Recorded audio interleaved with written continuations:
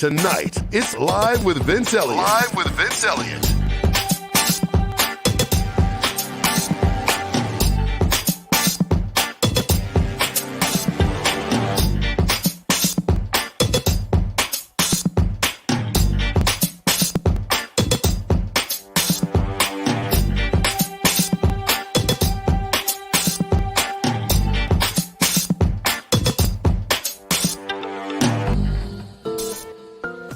Tonight on Live with Vince Elliott, it's Precinct 278 Delegate Rhonda Mitchell. Rhonda Mitchell.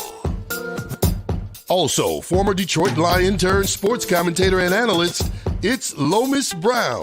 Lomas Brown.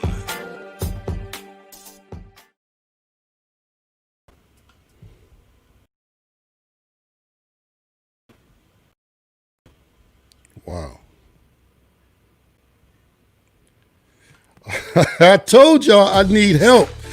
Today is Friday, July 3rd. Yes, this is Vince Elliott, and this is just, I should say I staged that just so you guys could see that I need help and that your donations help for me to be able to do that, to hire somebody else to push these buttons for me, because I'm over here like an octopus trying to push something left and something right and get my headphones on right and do all these type of things. But we're gonna have a good time. I just popped in real quick to say I've got a topic today that everybody needs to hear about. So you need to call everybody that you know, tell them to tune in, because this is something that is speaking to what's happening today in our culture, in America. And I've got two key people here today that are going to be here to talk about it.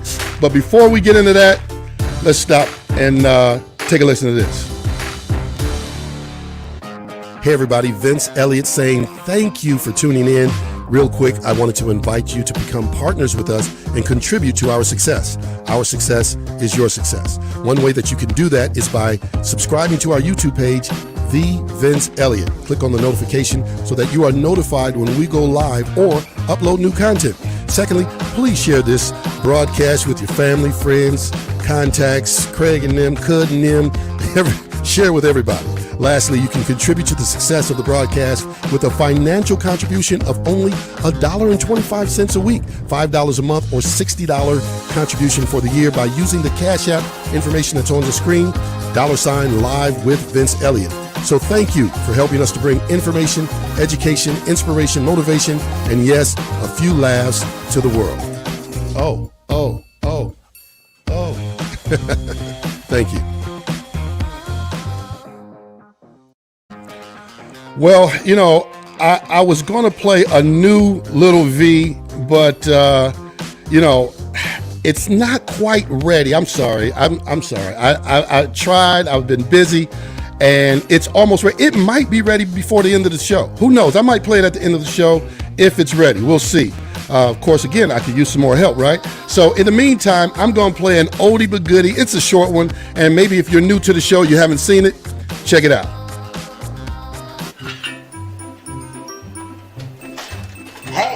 What you making? Oatmeal. Oatmeal, my favorite. Oh yeah. What you putting in there? Put in a little butter. And some sugar. And I chopped up some apples. And some sugar. And a little cinnamon. And just a little bit of maple flavor. And some sugar. And just a little hit of sugar. Yes. Sugar. Give it to me. Sugar. Come on. More sugar. Come on. What? That's it? That's all the sugar you're gonna add? That's all I need. I need more. In fact, that's probably more than enough. Oh. Come on! Hey, you're gonna get what I give you. Give it to me. I want it. Will Vince give in to Lil V and add more sugar? To find out, subscribe to Lil V's YouTube page for this and more videos.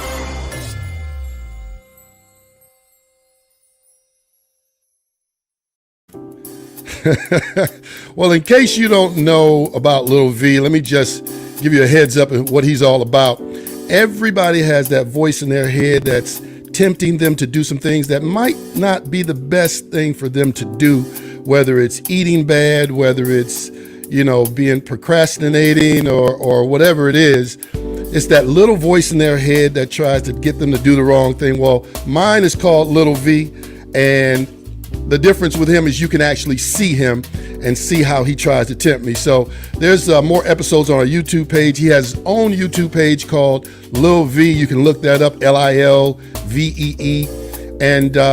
And he's got, you know, all types of shenanigans that he does. So I've got another episode coming up. In fact, if you go ahead and subscribe, you will find that I'm going to upload it before next week. So I'll upload it later this week. How about that? Or maybe tomorrow or whatever. I don't know. We'll see.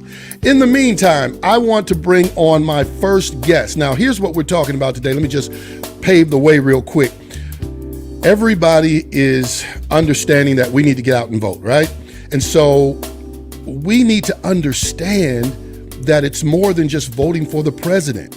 we need to understand, what does it mean to vote for our local government, and what does it mean to fill out the census and all these types of things. What is the impact, and what is it really going to do for us? Some people think, oh, they already got my information. I pay my taxes. No, there's a lot more information you need to know. So my first guest is the Precinct 278 District 1 delegate. And she is organizing a vote rally that's coming up on July 11th here in Detroit. Now, understand, we're talking about the vote rally here in Detroit, but we've got, we need everybody all over across the United States to vote. So understand, we're talking about Detroit, but we're also talking about all across the U.S. So please help me welcome my first guest. Her name is Rhonda Mitchell. Wait a minute, Rhonda. I got to hook you up. You got to get some, there we go.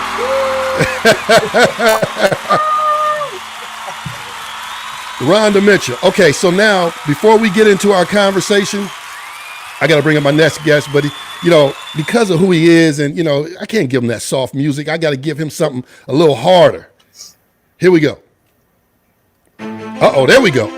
My next guest is an NFL legend. He did 18 years in the league and he was a Detroit Lion for 4 of those years. He was a right tackle, and he is now doing commentating and analyzing on WJR Sports Radio. This man is community focused. He's an activist, and he is here today. Ladies and gentlemen, please welcome my other guest, Mr. Lomas Brown. Hey. How you like that intro? I like that. That was nice. Welcome to the show, guys. I appreciate you, first of all, for taking out of your time to come on and be a part of this show and talk about an important topic. Voting and the census is something that everybody needs a part of. Black, white, Chinese, wherever you're from, everybody needs to be a part of this. And we need to talk about what are the benefits of voting and being educated about how you vote. Not just saying, well, I'm a Democrat, I'm always going to vote Democrat, or I'm a Republican, I'm always vote Republican. But what about all of those other line items that are in there? So all of that we need to talk about. We're going to unfold and unpack all of this stuff. But first, I want to just kind of talk about, what it is that you do, Rhonda. Let's start with you. You're the organizer of this organization. But before we get to the vote rally, let's talk about what it is that you do as a precinct delegate. Help me understand, help my audience understand that. And before you respond to that, I just want to say that, like I always say to everybody, listen, guys, we look for your participation, your involvement. So go ahead and get your comments in the chat, ask your questions, and we love to hear from you, and we'll respond to you. So Rhonda, tell us what being a precinct delegate is all about. Well, first of all, I'd like to thank you for having me on your show. Mm-hmm. It's a privilege and an honor. The precinct delegate's job is one of the most important jobs within the Democratic Party. We are the bridge between the neighborhoods and the Democratic Party. So it is very important that we take the issues from our neighborhood and address those neighborhoods to the candidates or to the Democratic Party. Precinct delegate job and our duties are to turn out. We really turn out the voters on election day. We bring the voters to the polls. We constantly are out here in our neighborhoods, registering our people to vote, encouraging them to register to vote, encouraging them to fill out the census. And our job is not an easy job, because there's a lot of people who don't understand the importance of voting. So basically, the precinct delegate job is to recruit new parties to the members. And we also, on election day, we're out there. We're out there, last minute voters registering. We register up to the last minute. So our job is to get as many votes for the Democratic Party as we can. Now, most people vote in November every 4 years, and, they want to vote for their president or their party or what have you. Talk about the other, like the primaries and the two, the votes that come up every 2 years and things of that nature. How important is that? I think the primaries are very important. I was looking at a letter that the other day, and a lot of times we have complaints about how our government, our city is ran, and we look at things that are people that are in office that are voted in by namesake. It's too much of that, and a lot of people do not understand the three branches of government. The judicial system works for us, and if you ever have a letter, you went to court. I was reading a letter the other day, and the beginning of the letter, it says, "We the people, the state of Michigan versus whomever. We the people control who we put in office, which is in our government. In our courts, in our legislate. We control that who we send up to Lansing. We control that, and I think it's important to know that you can make a lot of noise, but if you don't get out and vote, you shouldn't be complaining, because when you had an opportunity to put that judge that's 30 minutes late when you go to court, that's not respecting your time, and you study complaining, and every 2 years you have an opportunity to change that cycle, and you're not doing that, you're just making a lot of noise. We have a saying that's saying, stop wanting to be right and do what it takes to make it right. So it's very important that we know the three branches of government and we work it: the legislative, the judicial, and the legislative, judicial, and the help me out with the third one. I'm sorry, my mind just went blank. The executive. Yeah. I was just about to say. Presidents, the executive. Yeah. So we have an obligation and a duty to learn those three branches of government and know how to put people in place. So Lomas, it's very easy to see the frustration that's in the community when you look at the riots, or you even just looking at the protest. And a lot of the frustration comes from people because they're low income, or they're frustrated because they feel like they have no power. But I think what's lost on some people is that even athletes who have making real good money compared to those of us who work a 9 to 5, they still have a vested interest in what's going on in their community. So much so that a lot of the athletes and former athletes are contributing and giving back. Speak to how important it is, regardless of your economic status, to be involved in the voting process. Yeah, I just think it's so impressive that these young guys, and I talk about these guys in the NFL, it's just so impressive. They're just so much more impressive than even we were when we were in the locker room. These guys, they're active. They're, where a lot of us, we weren't. They also have social media. They got the internet. They got a lot more things at their disposal than what we've had. But the one thing that I notice about these young cats is that they're going to stand up for themselves, right or wrong. They're going to stand up for themselves. And, us as, former athletes, you used to be afraid to do that. You weren't as economically strong as these guys are now. You weren't empowered as much as these guys are now. You didn't have the instant access to the media or to millions or thousands of people like you have now. So I think it emboldens these guys, and I'm glad. I'm glad they're like that. I'm glad they're not standing for anything. I'm glad they're questioning everything from the NFL to society to the police to whatever. I'm glad that they're out there because they know with the platform that they have and the voices that they have, they could use it for good. And that's what these guys are doing, and I'm proud of them. Now, we can't go without talking about, this whole situation with Colin Kaepernick. I mean, what can you say? I mean, the thing is this guy, he was the forerunner saying, hey, this is an issue. And now that everybody else is on board, it's sort of like, what are you going to do? I mean, right. The commissioner, he said, well, you know what, somebody needs to give him a job, but he never apologized. He never, wanted to, enforce anything that was going to make amends for what he did on the front end. What do you have to say about that? I mean, the NFL, they have a problem. I mean, think about it now. 70 something, almost 80% of the NFL is made up of blacks, for us. And just think about it, the NFL, how they didn't embrace Colin Kaepernick the first time around. Think about 4 years ago when he did the right things, when he peacefully protested by taking a knee, because that's what was suggested to him by a serviceman. A serviceman told him it's more respectful for you to bend at the knee than for you to sit on the bench during the national anthem. This man did this. His message got hijacked. I think the NFL allowed his message to get hijacked. And you look where he's almost like a martyr, man. I mean, this guy now, man, like you said, 4 years later, everybody sees that he was right about what he was saying, and he took the right stand back then.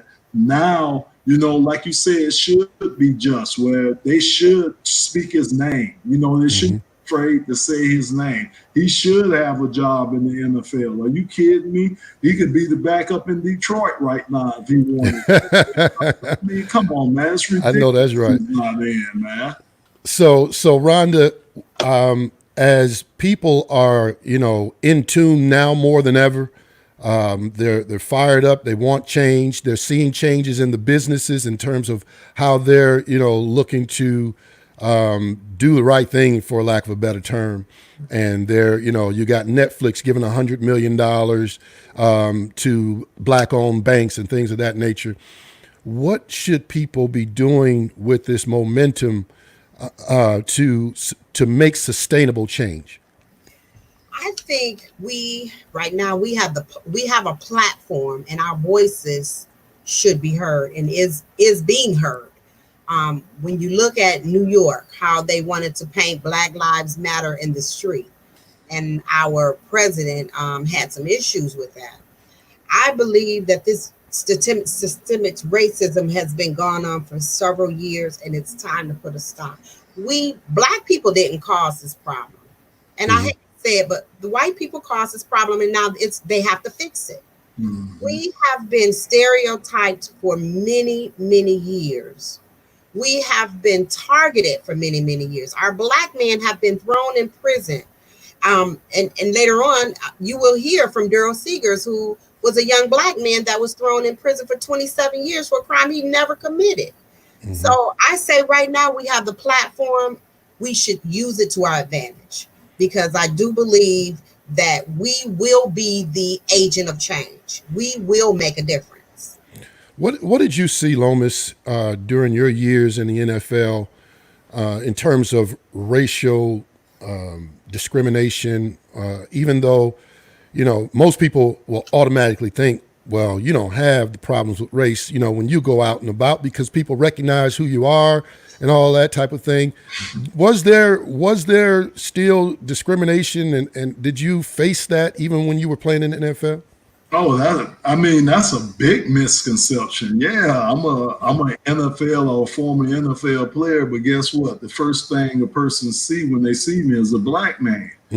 That's the first thing they see. So, regardless of what I did or what I was doing when I was playing ball, that was the first thing with it. And yeah, think about it. I played in the 80s. I went to the University of Florida in Gainesville, Florida. I was the only Black lineman on the team. I take that back. On the squad, that particular squad, my junior and senior year. When I first got to Detroit, it was only me and Kevin Glover. We were the only two Black linemen there. And remember, it was stereotyped that Blacks couldn't play offensive line because we weren't smart enough to play the offensive line. So, yeah, that was a big stereotype, man, that went around back, especially back in the 70s. And it kind of died down in the mid 80s, but that was a big thing. So, just because you're a ball player, like you said, you're not exempt from anything, man. You say when the first thing a person sees, they see a Black man first. And then they find out, oh, he was a former ball player, or he did this and he did that. And like I say, with the NFL, man, they got some problems that they're going to have to face head on this year. like Rhonda said, the wound, the Band-Aid has been pulled off the wound now. Now whites, they have to deal with the wound that they helped create. They have to start healing this wound that they helped create. And I feel the same way about the NFL with Colin Kaepernick. That's something that they're going to have to face, and they're going to have to make that right. However they do it, they're going to have to make that situation right. Yeah, and I think the misconception, you hear a lot of people, white, black, whatever. Well, you know what? I wasn't a slave, or we didn't have any, or a white person may say we didn't have anything to do with that. But what they don't understand is that, why are you still talking about slavery? Well, guess what? The effects of slavery are still here today. And we are, our lifestyle and the way we're treated and our ownership and all of that is a trickle down effect. And those things are still in place. And some people wouldn't believe the laws that are still on the books, that some of them have just gotten changed for black people. And so, no, racism, is alive and well, unfortunately. And so if you're just joining me, by the way, I have with me Rhonda Mitchell. She is Precinct 278 Delegate. I'm sorry, Precinct Delegate for District 278. Did I say that right? Precinct 278 District 1. There we go. And also the organizer of the vote rally, which I want to talk about in a second here. And then we also have former Detroit Lion and commentator and analyst Lomas Brown, and it is WJR Sports Radio. Did I say it right? Is that how they say it? Okay. Yeah. And so we're here today talking about the need to vote, the need to fill out your census. Talk to me, Rhonda, about the vote rally. First of all, how did this all come about? You organized this. Yes. As precinct delegate, I brainstormed and I was very vexed by the activities that was going on downtown. The outsiders, the imposters that was coming in from the outside, making our city look bad, giving our city a bad name. And so I pondered on it and I said, what is it that I can do that's positive, that can bring positive to our city to let people know a true Detroiter do not act like that. I'm sorry. And so I made a couple of phone calls and got some of the professional boxers together, called Officer Bettis. And I said, well, what do you think about me putting a boxing ring up in front of the Detroit Police Department and try to bridge that gap to let the community know that in order to heal, we have to start somewhere. What do you think about this? And he was like, I think it's an excellent idea. So from that birthed the vote rally. I think it's so important. And if I can just piggyback on something that Mr. Lomas Brown said, I really had a problem with even the college. The college. I remember when the Fab Five, when they were ostracized on taking money. Here it is, these black colleges, not only black, but these white colleges are making billions of dollars off these black kids, and you want to punish them for taking money. It's time out. Right. You're getting rich off of our people.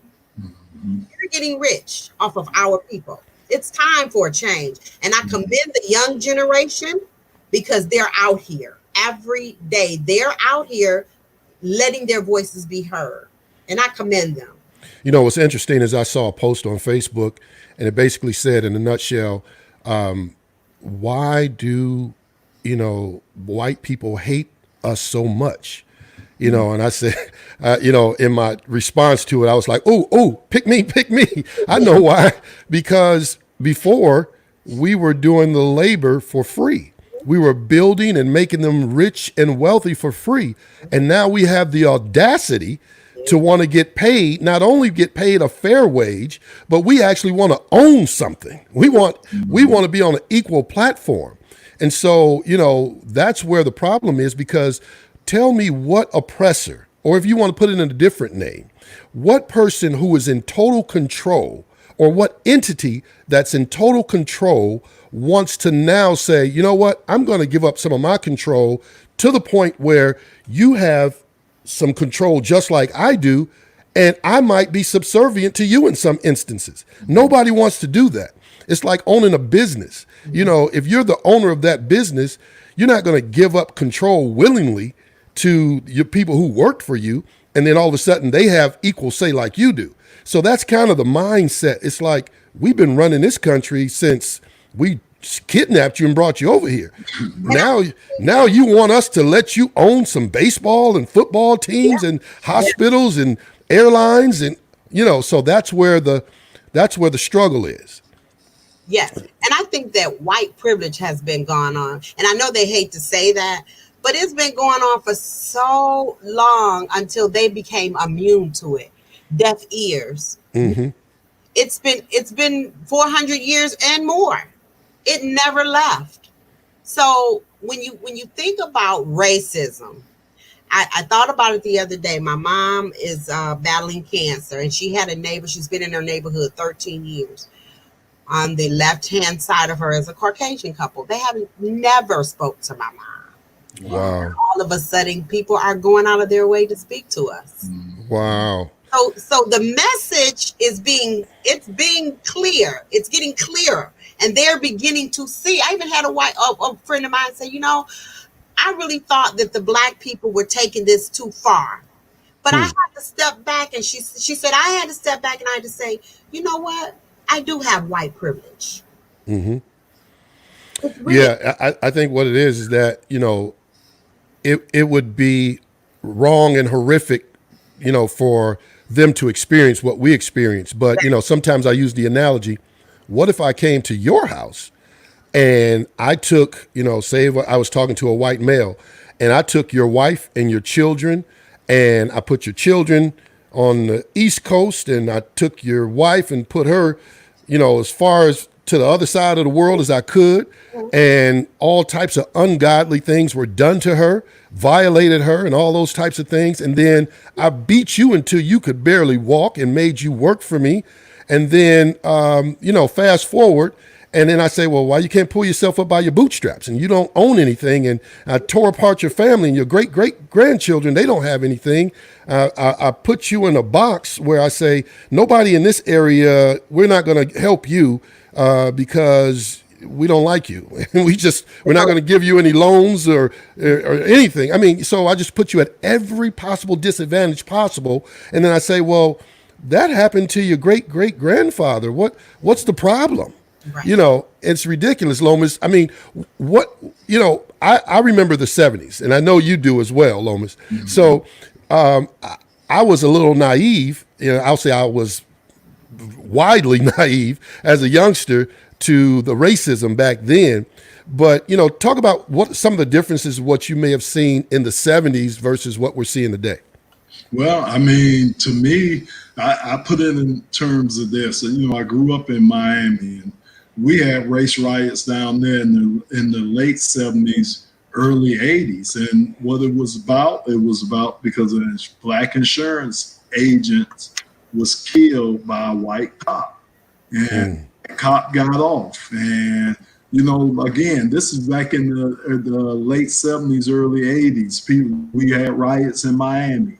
People were frustrated. Then 4 years later, in 1983, it happened again, where a motorist was killed by a police officer, and the officers got off again. So, this has been going on. It's just been going on. And like Rhonda said, it's systemic. It's not nothing that we brought upon ourselves. It's something that was put upon us.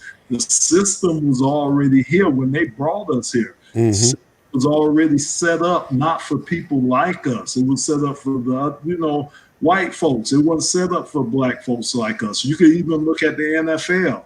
I keep taking everything back to sports because that's what I did. But like you say, look at the teams. You got 32 NFL teams. You got one minority owner, and he's, I think, Pakistani, that owns the Minnesota Vikings. It's no other Blacks. I don't even think it's Blacks in minority positions where they own a piece of a team, and stuff. And you have to build your way up that way first before you say you could even own a team. So again, like Rhonda said, we've been, especially in college, colleges have been built off Black back. Mm-hmm. We all know that football basically is the sport for any college, and it basically contributes to all the other sports at that college.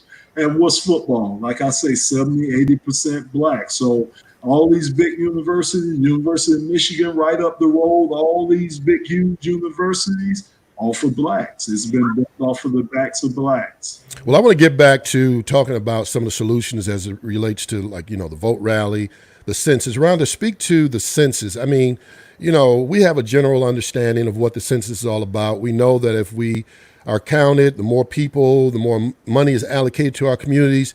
Talk about that a little bit. Well, many people do not know that that's federal funding that we will be getting if you fill out your census. Many people feel that it's an invasion of their privacy, but again, your name is not put on the form. There's no birth date, no social security. There's no private information about the individuals. There's less than 10 questions on the census. It only takes 5 minutes. I filled it out in 4 to fill the census out. For every census, for every person that filled out their form, there's, I believe, I'm not 100%, but last I heard, it was $7,000 per person that your city would get, your state would get from federal funding. So that funding will go towards your roads, your school systems, and many of us know that the prisons are owned by private entities. But that will go towards making your city a better city, and it will put money into your city. So a lot of people are afraid to fill out the census, but you're doing yourself injustice of not filling out the census. It is very important that people understand that not filling out that census, you're doing more harm to your city than good. Yeah. So I'm going to take a quick, really short break. And then when I come back, Lomas, I want you to, speak to why you decided to get involved with the vote rally and, why people should come out and what that's all about. All right. We're going to take a quick break and we'll be right back. Hey, everybody. Vince Elliott saying thank you for tuning in. Real quick, I wanted to invite you to become partners with us and contribute to our success. Our success is your success. One way that you can do that is by subscribing to our YouTube page, The Vince Elliott. Click on the notification so that you are notified when we go live or upload new content. Secondly, please share this broadcast with your family, friends, contacts, Craig and them, Cud and them. Share with everybody. Lastly, you can contribute to the success of the broadcast with a financial contribution of only $1.25 a week, $5 a month, or $60 contribution for the year by using the Cash App information that's on the screen, $Live with Vince Elliott. So thank you for helping us to bring information, education, inspiration, motivation, and yes, a few laughs to the world. Oh. Thank you. Let's keep some music going. I like music in the background every now and then. So listen, ladies and gentlemen, if you're just joining me, yes, I am Vince Elliott. We're live with Vince Elliott. And today I have on my show, Rhonda Mitchell. She is Precinct 278, District 1 Delegate. And I also have former NFL Lions, I don't care about all the other teams. Former Lions player Lomas Brown. He's also right now currently a commentator analyst. I kind of use both of those simultaneously, but he is on WJR Sports Radio, and he knows everything football, but he also knows about what's going on in our community, our culture, and within the United States. And he is going to be contributing to the vote rally that's coming up on July 11th. And that's what we're talking about today. We're talking about the vote rally, the importance of people coming out, and we're talking about the census. So with that, I want to kick it to you, Lomas, and talk about this vote rally on July 11th. Why is it important for people to come out, and what can they expect? Well, first of all, I just think that Rhonda just does a wonderful job. I've done several of her events, and, they've always been successful. And I just want to commend Rhonda on what she does in the community, what she's been doing, and what she is going to do in the future in our community. So that's the number one reason why I got out and got involved. And number two, I'm a father of kids, young kids. So, I know how important it is for them to get out and vote. Let their voices be heard. And that's the only way we're going to do it. And like you say, it's not just for the president. You know, we all get on voting for the president, but it's just it's the judges and it's the legislators that are, you know, on the state side, city side, you know, county side. That's where we have to make sure that our voices are heard, because those are the people that are going to go up and make sure the voices are heard to the president and those higher ranking people.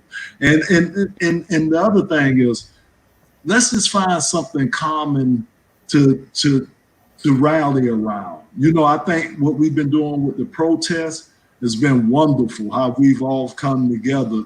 Now let's do this with the vote, you know, and not to get into name calling, but we know who's leading this country right now. And I just can't see it for another 4 years. I just can't leading us for another 4 years. Right. So rally around that. Let's come out just like we came out about the protest. Let's come out and make sure our voices are heard. And the way you do it is to make sure you vote. That's absolutely right. First of all, to my viewing audience, go ahead and put your comments in the chat, or at least let me know where you're watching from. Put your city in, say, hey, if you got a question, go ahead and shoot that out. If you got any comments, go ahead and put that out as well. Rhonda, tell us who can we expect that's going to be at this rally? Well, we have some good talent coming out. As we have DJ Finger, who's going to be our DJ. We have the Mac Brothers, who was currently featured on Channel 2. They have a song called My Legacy. Very, very good, entertaining group. We have a poet, Ms. Bianca Barksdale, who has written a poem, very inspiring poem for the day and times that we're in right now. Very bright young woman.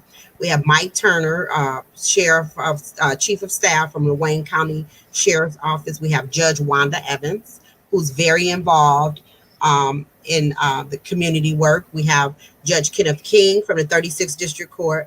Those judges are always out for the people. They're always out mingling with the people. And I just love those two judges. I mean, they always rallying around what's right and what's fair. Those are the most oftenest judges that you would want to, be around and be involved in your event. We also have little Leah from Empire coming out, and her brother, little Stanley, he's an inspiring activist. And we have many, many more. We have Milt McCory from Crown Boxing, who was the world champion. We have Joy Bell, and we have many, many more people coming out. Yeah, that's we got Lomas Brown. He's gonna be he's Lomas Brown, of course. Yeah. So wow, there's gonna be quite a few people coming out, influencers and people who just care about the community.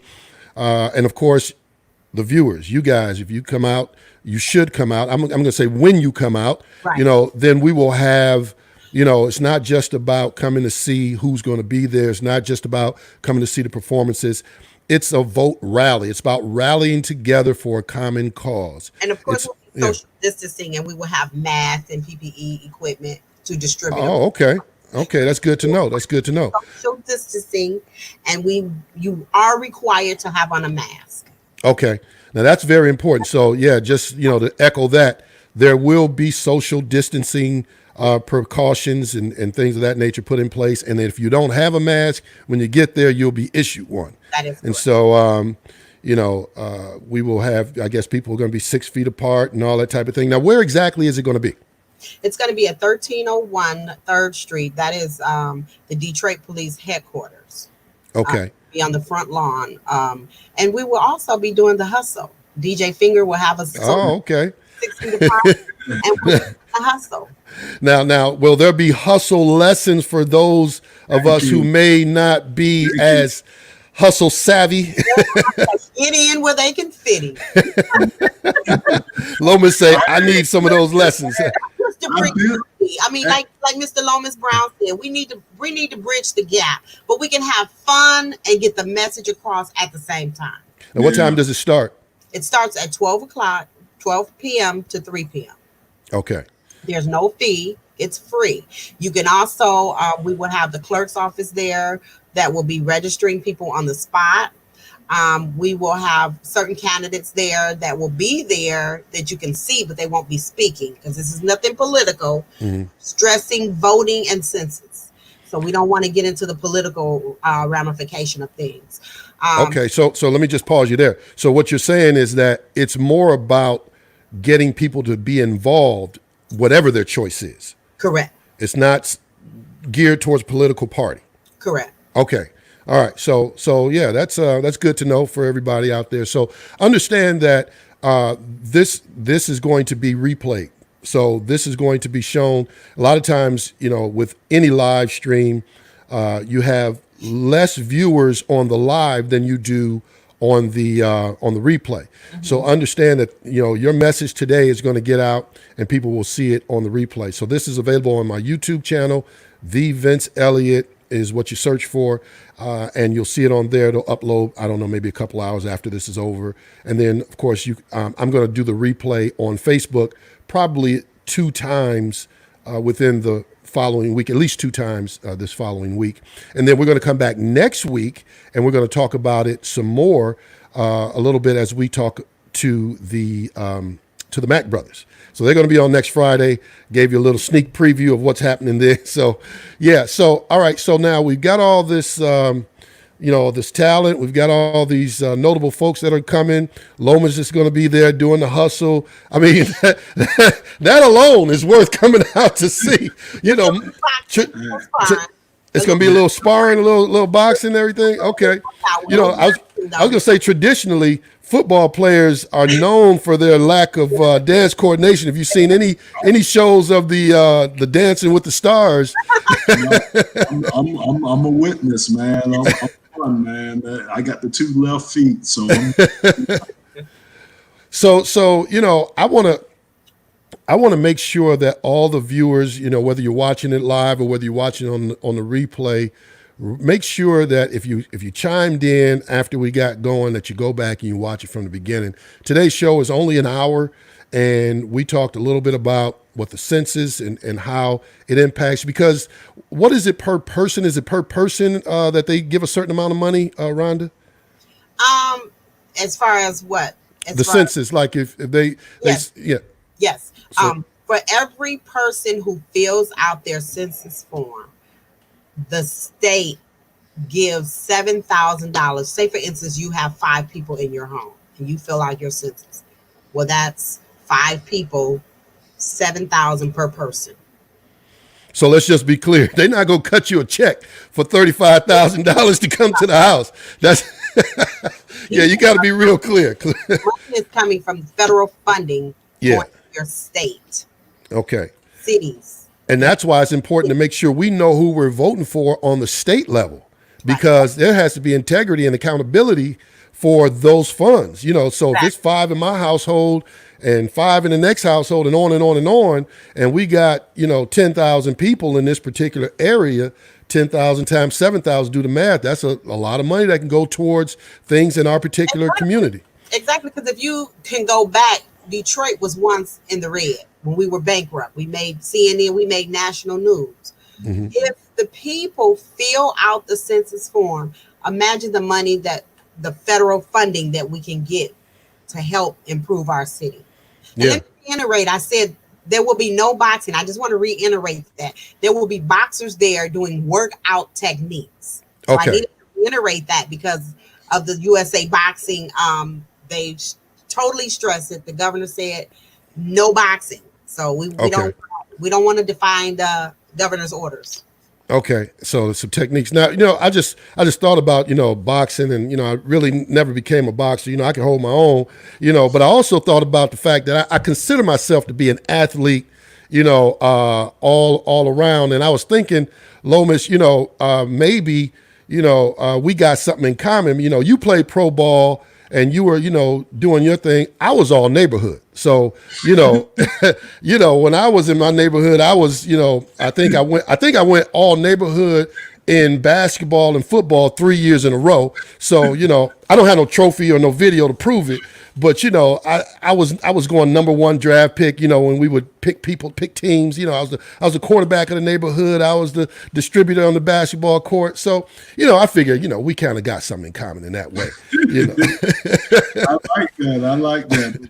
I was the big guy. So, with the big guys, they wanted to pick us last. They wanted to put us on the offensive line. They wanted us to block. They wouldn't let us touch the ball. So, how you divas. I used to call y'all the divas that got the ball and do all the scoring. You know how you guys were. But y'all needed us big fellas now. Y'all needed the big Had to have them. Now, just while we're on that topic, so when did you first get involved with football? When did you know that this is something you want to do? Well, it's funny how even it started. So I just go back, man. I was in the band. I played the trombone. So I was 8th and 9th grade playing trombone. My first day of high school, I went in to register for classes, came out of the auditorium, and somebody was like, hey, turned around. It was the principal of the school, and he called me over. He was like, did you sign up for varsity sports? And I was like, no. Man, he grabbed me by the arm and took me back in there. He signed me up for varsity sports, which I found out was football. And, I was the type of kid never wanted to let people down. So I went out there, even though I didn't want to go out there. And like they say, the rest is history, man. So wow. His name was Alex Bromere, and he's passed since. But every time I seen him, I used to thank him, because if it wasn't for him, probably wouldn't be sitting here as Lomas Brown, the football player today. Wow. Yeah. So, all right, I'm going to give Rhonda you an opportunity to really stress any major points that you want to about this rally. Give us the dates again. Give the date. Give us the time. Give us the location and any other points that we need to know about this rally. Sure. The date is July the 11th, so 7/11. It is from 12 noon to 3 p.m. at the Detroit Police Headquarters, 1301 3rd Street. There will be the city clerk's office will be there to answer any questions about your census, to answer any questions about your absentee ballots. There'll be people there to sign up. I have an autistic son, and he's never voted. So again, I like to invite anyone with an autistic child or caregiver, guardian, register those people. You are their voice. It is very important. I can't begin to stress to you how many people that I've talked to that have 30, 40-year-old adults that they are legal guardians and they've never voted. Those voices count. They count. So again, that's July the 11th from 12 to 3 p.m. at the Detroit Police Headquarters on 3rd Street, 1301 3rd Street. We will be rallying. There will be the clerk's office will be down there. We will be having fun. We will have a comedian. We will have entertainment.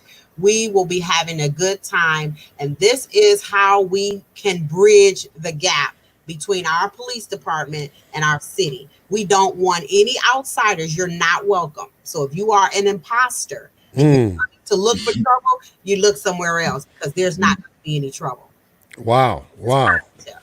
Okay. All right. Well, she brought this strong. Yeah, she laid that down. I like that.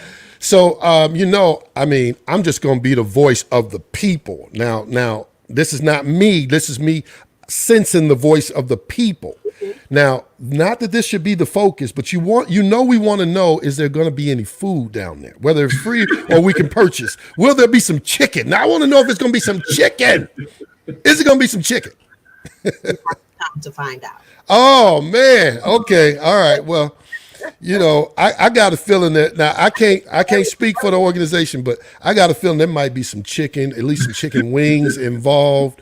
And Detroit stays in Detroit. All right, Mr. Lomas, I'm gonna give you the last word and allow you to share anything you want to share. Maybe anything you got coming up. I know you're, what's going on with the football season. What can we expect, with the football season? I mean, everything is fluid. Talking to WJR, talking to the NFL, talking to the Lions, everything is fluid. You know, as right now, we canceled 2 of the preseason games. So the Lions only have 2 preseason games, and they're going to try to play the season out. From what I'm hearing, there'll be no fans there.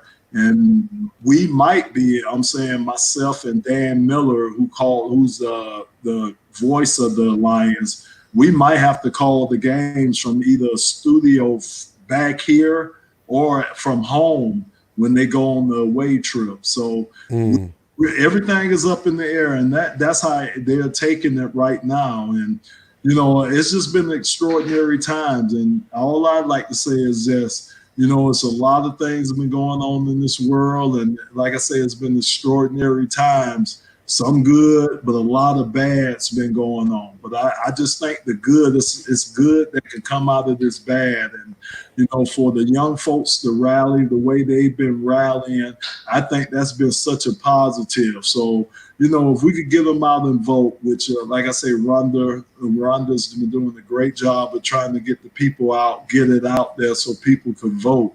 If we get them out there to vote, I think we can make a change. And you got to always remember your voice makes a difference. Well said, sir. Well, listen, by the way, a lot of times we talk about production because I am a producer and a professional voice talent. We didn't talk about production today. We probably will in the near future, next week or 2 or something like that. So I don't know, man. I mean, if you doing your thing with the Lions, if you need somebody to follow you around with a camera, you know, I'm your guy, you know. I'm right. In the meantime, I want to thank you guys for being on. Thank you for taking up your time to share with us something that was so valuable and important to the community. Don't forget, ladies and gentlemen, you want to come out on July 11th, 12 p.m. to 3 p.m. You're going to get to see Lomas Brown do the hustle. I'm holding you to that too, man. You're going to have to get out there and do the hustle on the lawn at 1301, what is it, Randolph Street? Did I say the right? 3rd Street, 1301 3rd Street. Yes, 12 p.m. To 3 p.m. on July 11th. That is a Saturday. Did I say 11? 7-11. Yeah, and that is a Saturday. So y'all ain't got nothing to do. And it's going to be safe social distancing. They're going to have PPE, personal protection equipment. So you have no excuse. Last but not least, remember to support this broadcast, because without that, we cannot continue to do what we do. And so with that being said, I'm going to put on one more jam as we get ready to go out, because I just like having music as we go. And I'm going to let you guys go. And remember, get out and vote. Make sure you fill out the census, and make sure you come to the vote rally on July 11th. Did I say that enough times? Come to the vote rally on July 11th. Come to the vote rally on 7/11. All right, guys, I'm going to let you go, and appreciate you. And we will see you on Saturday, July 11th. All right, folks. That was Rhonda Mitchell and Lomas Brown.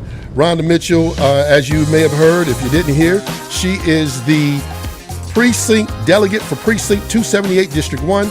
And of course, that was Lomas Brown, who is a former Detroit Lion for the NFL, and he is now a commentator and analyst, and he does that for WJR Sports. And so I am Vince Elliott, live with Vince Elliott, and that is all, folks. We are 1 hour and we are out. So don't forget, support the show, and I love you.